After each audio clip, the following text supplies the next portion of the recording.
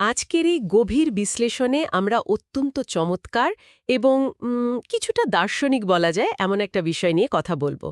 আমাদের আজকের আলোচনার যে সোর্স ম্যাটেরিয়াল সেটার নাম হলো navigation stack, the dance of emotion and logic. হ্যাঁ, নামটা শুনলেই কিন্তু বেশ একটা কৌতূহল তৈরি হয়, তাই না? একদম তাই। আমাদের আজকের এই আলোচনার মূল উদ্দেশ্যই হল একটা খুব সাধারণ টেকনিক্যাল প্রসেস, মানে ধরুন আমাদের প্রতিদিনের অ্যাপের এই যে ন্যাভিগেশন স্ট্যাক, সেটা কিভাবে মানুষের আবেগ আর কম্পিউটারের একেবারে ঠান্ডা যুক্তির মধ্যে একটা চমৎকার যুগলবন্দি তৈরি করে সেটা উদ্ঘাটন করা। ঠিক, কারণ আমরা তো সারাদিন যন্ত্র ব্যবহার করছি, কিন্তু এই যে মানুষ আর যন্ত্রের যোগাযোগের চমৎকার একটা ব্যাপার ঘটে, সেটা নিয়ে আসলে ভাবি না। এটা শুধু কোনো কোডিংয়ের বিষয় না। রাইট। তো চলুন বিষয়টা একটু খুলে বলি। আমরা প্রতিদিন এই যে এত এত স্মার্টফোন ব্যবহার করি, কিন্তু এর পেছনের দার্শনিক দিকটা আমাদের অগোচরেই থেকে যায়। বিষয়টা সত্যি ভাবার মতো। আমরা তো সচরাচর যন্ত্র আর মানুষকে দুটো সম্পূর্ণ বিপরীত জগতের বাসিন্দা বলে ধরে নিই। একদিকে মানুষের মন, যা চরম বিশৃঙ্খল, মানে ক্ষণে ক্ষণে বদলায়। হ্যাঁ, এই ভালো তো এই খারাপ। ঠিক তাই। আর অন্যদিকে যন্ত্র, যা কেবল শূন্য আর একের নিরেট গাণিতিক হিসাবে চলে। কিন্তু একটা সাধারণ অ্যাপের নেভিগেশন স্ট্যাক কিভাবে এই দুই মেরুর মধ্যে একটা নিখুঁত ভারসাম্য তৈরি করে, তা গভীরভাবে পর্যবেক্ষণ করলে রীতিমতো অবাক হতে হয়। তো চলুন একেবারে গোড়া থেকে শুরু করা যাক ব্যাপারটা। আজকের এই আলোচনায় আমরা মূলত দেখব কিভাবে একটি খালি স্ক্রিন থেকে শুরু করে একটা পুরো জার্নি তৈরি হয়। শুরুর মুহূর্তটা কল্পনা করা যাক, যখন কোনো অ্যাপ সবেমাত্র চালু করা হলো। তখন কিন্তু তার ভেতরে স্ট্যাক একেবারে খালি থাকে, একটা শূন্য ক্যানভাসের মতো। এরপর সিস্টেম প্রথম রুট বা ফার্স্ট স্ক্রিনটিকে স্ট্যাকের ভেতর পুশ করে, মানে ঢুকিয়ে দেয়। অর্থাৎ আমাদের স্ট্যাকের একেবারে তলানিতে এখন শুধু ওই ফার্স্ট স্ক্রিনটাই অবস্থান করছে। হ্যাঁ, তবে এখানে এই স্ট্যাক ধারণাটা একটু খতিয়ে দেখা দরকার, কারণ এটি ছাড়া পুরো প্রক্রিয়াটাই অর্থহীন। টেকনিক্যাল ভাষায় স্ট্যাক হলো মেমোরি বা ডেটা সাজিয়ে রাখার এমন একটা পদ্ধতি যেখানে সর্বশেষ আসা ডেটা সবার আগে বের হয়। মানে লাস্ট ইন ফার্স্ট আউট। একদম ঠিক। প্রোগ্রামিংয়ের ভাষায় একে লাইফও বলা হয়। ব্যাপারটা কি তাহলে ওই বিয়েবাড়ির প্লেটের স্তূপের মতো? ধরুন একটা বড় টেবিলের ওপর অনেকগুলো সিরামিকের প্লেট একটার ওপর আরেকটা রাখা আছে।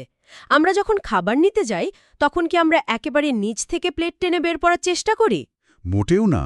নিচ থেকে টান দিলে তো পুরো স্তূপটাই হুড়মুড় করে ভেঙে পড়বে। আরে হ্যাঁ, আমরা স্বাভাবিকভাবেই সবার ওপরের প্লেটটাই তুলে নিই। আর কেউ যদি নতুন ধোয়া প্লেট রাখতে চায়, সে ওই স্তূপে সবার ওপরেই সেটা রাখবে। হ্যাঁ, এবং এই প্লেটের স্তূপের নিয়মটাই অ্যাপ ন্যাভিগেশনের মূল ভিত্তি।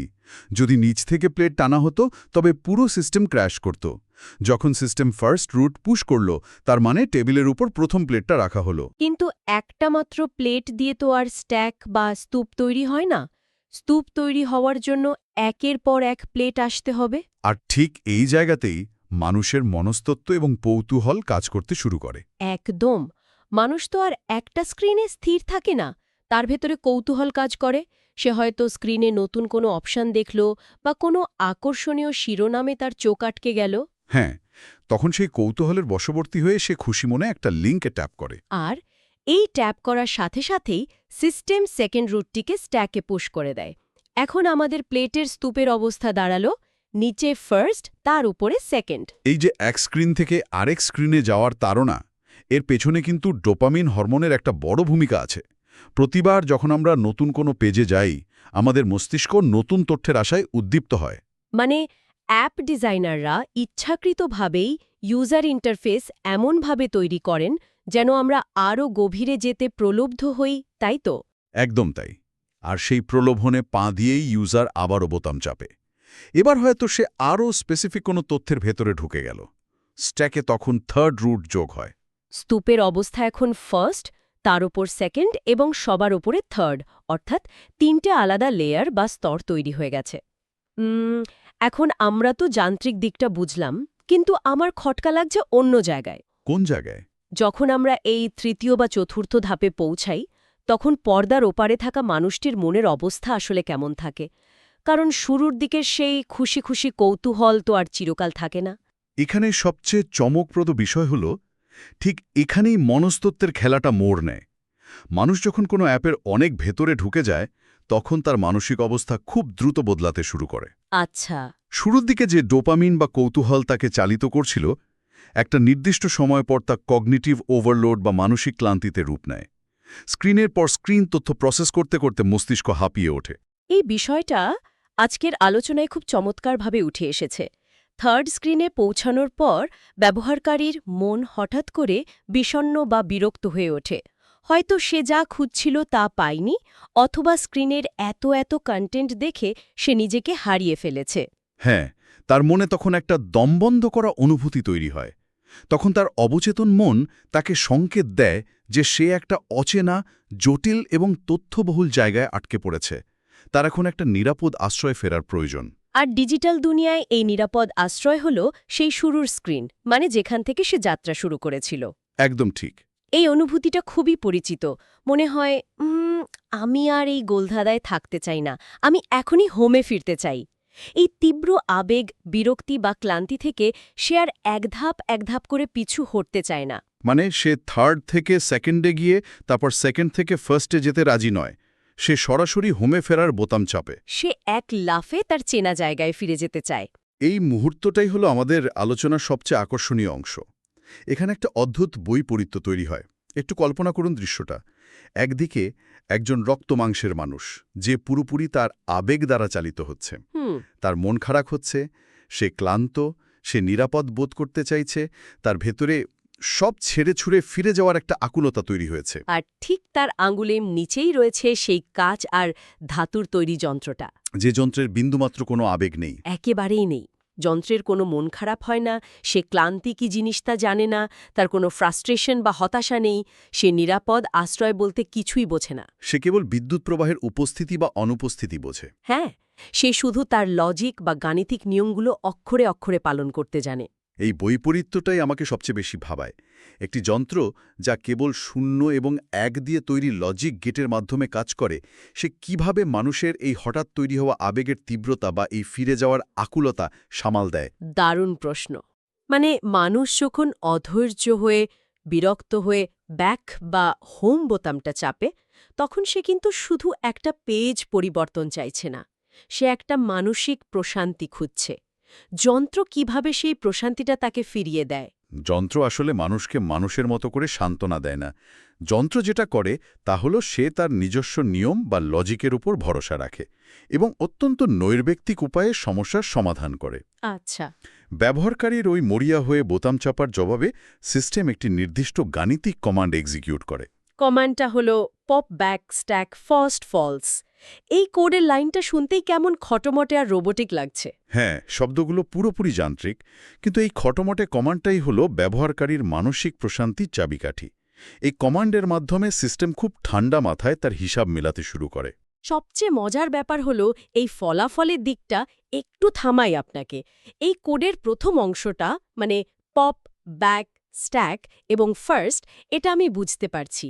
এর মানে হলো স্ট্যাক থেকে জিনিসপত্র পপ করো বা ফেলে দাও, যতক্ষণ না আমরা ফার্স্ট স্ক্রিনে পৌঁছাই। ঠিক। কিন্তু ওই শেষের ফলস শব্দটা ওখানে কি করছে? এটা তো একটু বিভ্রান্তিকর লাগছে। খুব সুন্দর একটা পয়েন্ট ধরেছেন। এই ফলস শব্দটা আসলে পুরো কমান্ডের সবচেয়ে গুরুত্বপূর্ণ ইনস্ট্রাকশন। কম্পিউটার এই ফলসের মাধ্যমে আসলে নিজেকে নির্দেশ দিচ্ছে যে টার্গেট স্ক্রিনের সাথে কি আচরণ করতে হবে। আচ্ছা। সিস্টেম বলছে, ঠিক আছে, আমি মাঝখানে সব স্ক্রিন ধ্বংস করে দেব যতক্ষণ না ফার্স্ট স্ক্রিনটা পাই।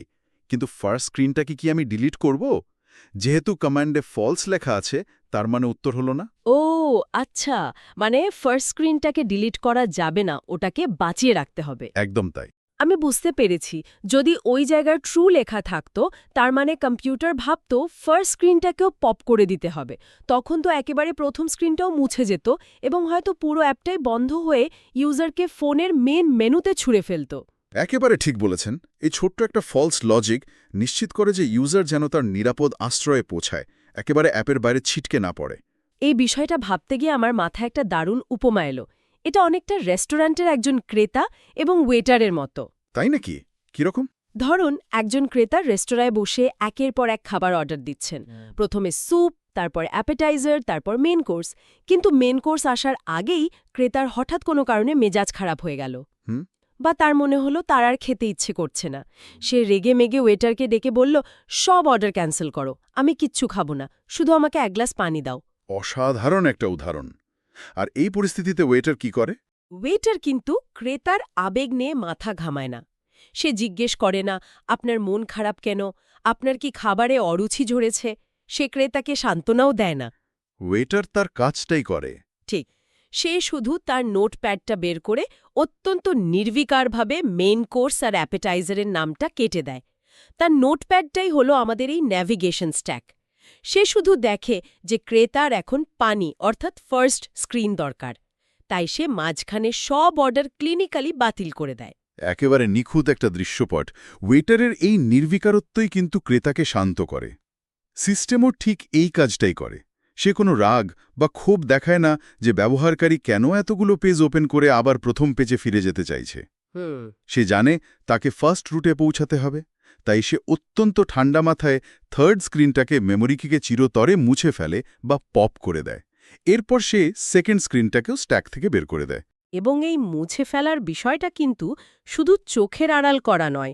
আমি যতটুকু বুঝি, স্ট্যাক থেকে পপ করে দেয়া মানে হলো ওই স্ক্রিনগুলোকে ডিভাইসের র্যাম বা মেমরি থেকে পুরোপুরি ডিলিট করে দেয়া। হ্যাঁ, অর্থাৎ সিস্টেম শুধু ইউজারের মনই ভালো করছে না, সে নিজের ভেতরের জঞ্জালও পরিষ্কার করছে। হ্যাঁ, এটি একটি ডিজিটাল ক্লিনজিং বা পরিচ্ছন্নতা প্রক্রিয়া বলতে পারেন। শেষে স্ট্যাকের মধ্যে শুধু ফার্স্ট স্ক্রিনটাই থেকে যায়। আর এই পুরো প্রক্রিয়াটা ঘটতে সময় লাগে মাত্র কয়েক মিলিসেকেন্ড। এবং ফলাফল হিসেবে ইউজার আবার তার কাঙ্ক্ষিত হোমে ফিরে আসে এবং স্ট্যাকে মাত্র একটি অ্যাক্টিভ এন্ট্রি থাকে। অর্থাৎ কম্পিউটারের এই অনুভূতিহীন লজিকই শেষ পর্যন্ত ব্যবহারকারীর মানসিক শান্তি ফিরিয়ে দেয়। এই জায়গাটা সত্যি আমাদের নতুন করে ভাবতে শেখায়। আমরা সাধারণত মনে করি যে আবেগ আর যুক্তি একে অপরের শত্রু। হ্যাঁ, আমরা তো বলি বেশি ইমোশনাল না হয়ে লজিক্যাল হতে। ঠিক। আমাদের ধারণা লজিক বা যুক্তি এসে আবেগকে ধ্বংস করে দেবে বা তাকে অবদমিত করবে। কিন্তু এই ন্যাভিগেশন স্ট্যাকের ক্ষেত্রে আমরা দেখছি এক ভিন্ন চিত্র। এখানে লজিক আর আবেগ হাত ধরাধরি করে চলছে।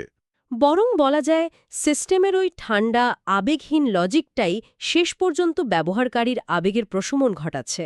আমরা যদি বড় পরিসরে দেখি, এই পুরো ন্যাভিগেশন সিস্টেমটা আসলে একটা বিশাল স্ট্যাক গেম। এখানে দুটি সম্পূর্ণ ভিন্ন শক্তির নিরন্তর মিথস্ক্রিয়া চলছে।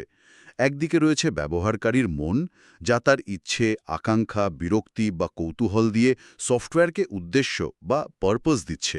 আর অন্যদিকে রয়েছে অ্যালগোরিদম বা কম্পিউটার, যে সেই উদ্দেশ্য পূরণের পথ তৈরি করে দিচ্ছে তার কঠোর গাণিতিক নিয়ম দিয়ে। ঠিক, এই দুয়ে মিলেই তৈরি হচ্ছে একটা চমৎকার ফ্লো বা সাবলীল প্রবাহ। ভেবে দেখুন, যদি ন্যাভিগেশন স্ট্যাক বলে কিছু না থাকতো, তাহলে কি হতো? হয়তো আমরা আগের পেজে না গিয়ে র্যান্ডম কোনো পেজে চলে যেতাম।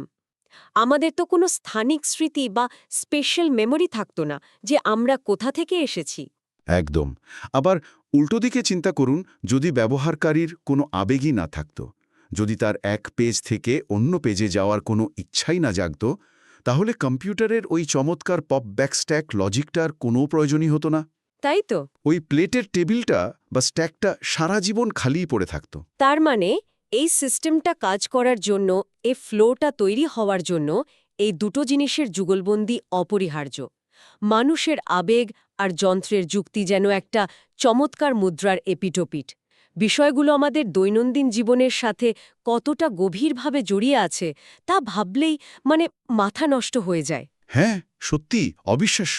আমরা যখনই বাসে বসে বা রাতের বেলা বিছানায় শুয়ে কোনো অ্যাপ স্ক্রল করি আর হঠাৎ বিরক্ত হয়ে বা কোনো কারণ ছাড়াই ব্যাক বাটন চেপে আগের পেজে ফিরে আসি, তখন আমাদের অজান্তেই স্মার্টফোনের প্রসেসরের ভেতরে এই আবেগ ও যুক্তির চমৎকার নৃত্য বা ডান্স চলতে থাকে। এবং এই অন্তর্নিহিত প্রক্রিয়াটি জানা থাকলে কিন্তু প্রযুক্তির দিকে তাকানোর আমাদের পুরো দৃষ্টিভঙ্গি বদলে যায়। আমরা তখন ফোনটাকে শুধু একটা নির্জীব কাঁচ আর ধাতুর তৈরি বাক্স হিসেবে দেখি না। আমরা দেখি মানুষের চিন্তার সাথে যন্ত্রের সাড়া দেওয়ার এক অসাধারণ সমন্বয়। হ্যাঁ, এটি মানবযন্ত্র সম্পর্কের একটি সুন্দর ক্ষুদ্র সংস্করণ, যেখানে লজিক আসলে আবেগকে সম্মান করতে শিখছে তার নিজের যান্ত্রিক উপায়ে। সত্যিই তাই। আজকের এই বিস্তারিত আলোচনা থেকে আমরা খুব পরিষ্কারভাবে বুঝতে পারলাম যে ব্যবহারকারীর আবেগ এবং কম্পিউটারের লজিক কেউ কারোর প্রতিপক্ষ নয়, তারা একে অপরের পরিপূরক। একদম। কিন্তু আজকের এই আলোচনা শেষ করার আগে আমি একটি নতুন এবং কিছুটা কৌতূহলোদ্দীপক প্রশ্ন ছুড়ে দিতে চাই। আচ্ছা, সেটা কি? আজকের আলোচনায়